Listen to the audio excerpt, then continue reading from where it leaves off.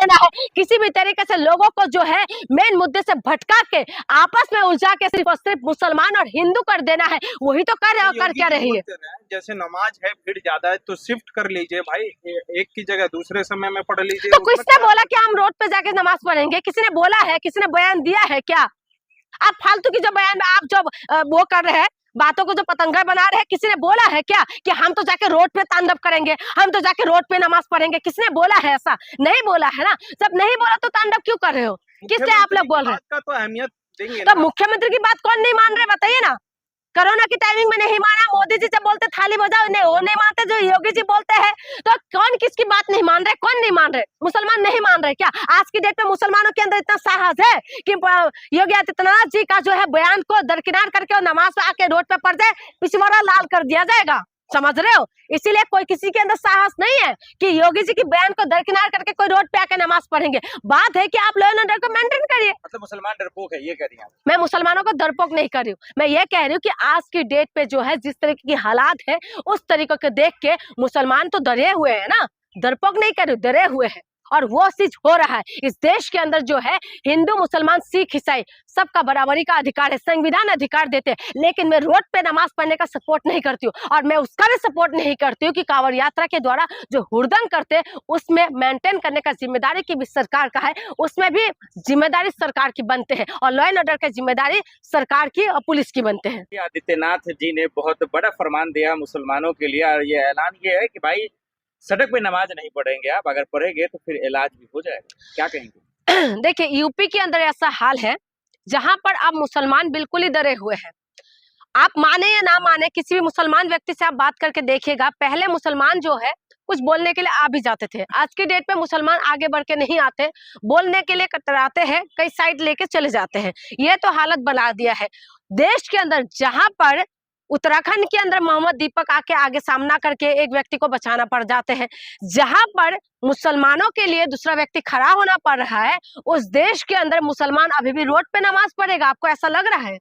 जहां पर पहले रोड पे पढ़ता था, थोड़ी सी टाइम के लिए पढ़ते थे, कोई इतना बहुत ज्यादा घंटों भर तो नमाज होते नहीं है कि घंटों भर लेके बैठ गए, लेकिन उसके बाद जब नमाज पढ़ने के आप लगातार इनके पीछे पड़ जाते हैं। आज यूपी जो है एक बहुत बड़ा प्रदेश है, पूरा भारत के अंदर यूपी ऐसा प्रदेश है जो सबसे ज्यादा आबादी वाला प्रदेश है, लेकिन उसके बाद भी जो है यूपी के बार बार जो योगी आदित्यनाथ इस तरीके के बयान देते हैं, उससे क्या साबित करना चाहते हैं? यही साबित करना चाहते हैं कि जो है हमने मुसलमानों का पेस टाइट करके रखा है और टाइट करते ही रहेंगे, इनका कहने का मतलब ये है। तो हम ये पूछना चाहते हैं कि योगी जी, आप मुसलमानों की तो पेस टाइट कर रहे हैं, लेकिन आप ये बताइए कि हिंदुओं को नौकरी कब मिलेगा, हिंदू महिलाओं को इंसाफ कब मिलेगा? और हिंदुओं के साथ जो है, हिंदुओं के साथ जो अभद्र व्यवहार होते हैं, हिंदू जो इंसाफ के लिए बार बार मांगते हैं, हिंदू जो कॉकरोच बन के घूम रहे हैं, उनको नौकरी कब मिलेंगे?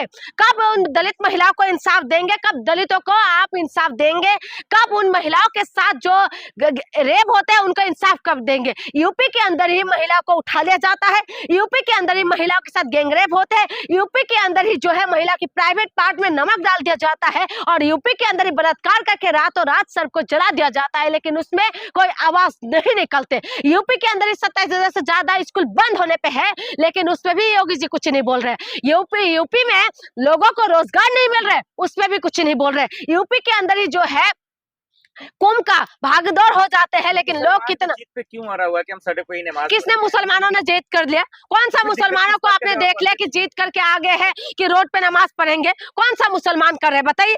मुसलमान जो है, मुसलमानों को आप दुश्मन बना के दिखाते हैं लगातार। मैं कोई ऐसा नहीं है कि हम लोग जो है मुसलमान, हमने बचपन से हम लोग मुसलमानों को देखा है। करती है सड़क पर नमाज सड़क पे नमाज पढ़ने में मैं समर्थन नहीं करती हूँ, समर्थन नहीं करती हूँ, लेकिन मैं ये कह रही हूँ अगर सड़क पे नमाज हो रहा है, सड़क पर फिर पूजा का समर्थन करते मैं किसी चीज का समर्थन नहीं करती हूँ।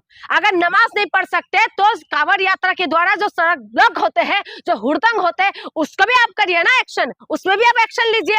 मैं दोनों चीजों का कहती हूँ कि रोड जो है किसी की बाप का नहीं है, यह जनता की पैसे से बनाया हुआ रोड है, और इस रोड को अगर ब्लॉक करेंगे तो इस रोड पे चाहे आप हिंदू के ऊपर एक्शन ले, चाहे मुसलमानों के ऊपर, दोनों के ऊपर एक्शन लेना पड़ेगा। ये नहीं है कि एक पक्ष को आप ढीली छोड़ दे और दूसरी पक्ष का पेश टाइट करते रहे। नमाज पढ़ने के लिए कौन जाते हैं और कितना घंटे नमाज बैठे रहते हैं रोड पे?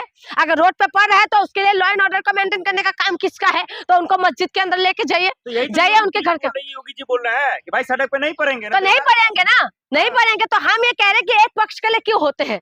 बात ये है ना कि कौन नमाज पढ़ने के लिए रोड पे आ रहे हैं? आप जब से ये फरमान आए हैं, आप देखा कभी मुसलमानों को सड़क पे नमाज पढ़ते हुए? बताइए ना, कभी मुसलमान आगे आके आप भैंस मुझे मार करके कोई कर रहे हैं? लगातार जो है मुसलमानों के ऊपर लगातार जो है बयानबाजी देना आज की डेट पे बहुत ईजी हो चुका है। के दिन तो पढ़ते ही हैं, ईद के दिन पढ़ते हैं, बकरीद के दिन पढ़ते हैं, रोड पे जाके पढ़ते हैं। हाँ, सड़क पे पढ़ते ही है। आपने देखा है मस्जिद फुल हो जाता है, ईदगाह फुल हो जाता है तो पढ़ते ही है। तो यही तो कह रही हूँ, उसके लिए योगी जी को अपने लॉ एंड ऑर्डर मेंटेन करे। सरकार जब है कोरोना की टाइमिंग में कोई बाहर निकलता था डंडा पड़ता था, ठीक है, बाहर निकलने के लिए नहीं देते थे, तो उसको मेंटेन करने का जिम्मेदारी किसकी है? सरकार की है ना। मेंटेन करने का जिम्मेदारी क्या पुलिस की है? तो पुलिस को ऑर्डर देना, और उसके बाद आप इस तरीके की धमकी देंगे, ये प्रदेश के मुख्यमंत्री को शोभा